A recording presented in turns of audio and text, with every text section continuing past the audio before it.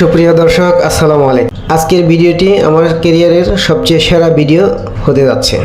আসসালামু আলাইকুম, আমার নাম মারিয়াম মৌসি, আমার বাসা টাঙ্গাইল সখীপুর।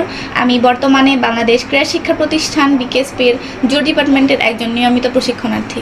আপনারা সবাই আমার জন্য দোয়া করবেন, আমি যেন আপনাদের সবার গর্ব হতে পারি এবং বাংলাদেশের জন্য আরও সুনাম বয়ে আনতে পারি। ধন্যবাদ। চাঁদের মতো ফুটফুটে মেয়েটি হুটহুট করে তার ইচ্ছাশক্তির কথা জানালো।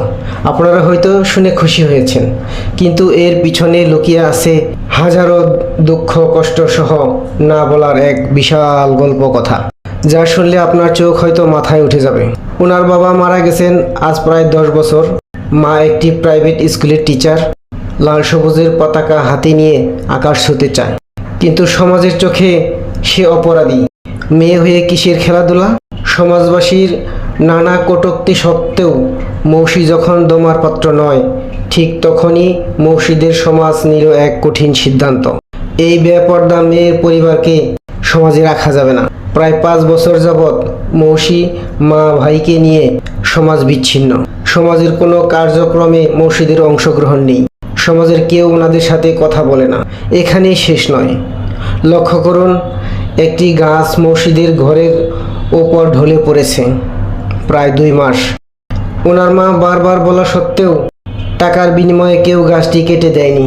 এদের কাজ করা যাবে না, কারণ এরা সমাজবদ্ধ। প্রিয় দর্শক, একবার ভাবুন আমরা কোথায় বাস করি। বর্তমানে যেভাবে মেয়েরা নির্যাতিত হচ্ছে, তাতে আমার বলতে ইচ্ছে করে, অতীতের সেই কালো যুগের ন্যায় আসুন আমরা মেয়েদের গলা টিপে হত্যা করে ফেলি, নতুবা মাটিতে জ্যান্ত পুঁতে ফেলি। দরকার নেই আমাদের কন্যা সন্তানদের। প্রশাসন কোটি কোটি টাকা বাজেট করেন ঠিকই, কিন্তু এই বিষয়ে কোনো মুখ খোলে না। দেশকে এগিয়ে নিতে হলে নারী পুরুষ উভয়ের দায়িত্ব নিতে হবে। আল্লাহর হাবিব হজরত মুহাম্মদ সাল্লাল্লাহু আলাইহি ওয়াসাল্লাম কখন কি বলেছেন? সমাজ উন্নয়নে নারীদের ভূমিকা রাখা যাবে না। মৌসি এভাবেই তার দক্ষতা দেখাচ্ছে, এভাবে এগিয়ে যেতে চায়। আপনারা ওর জন্য দোয়া করবেন।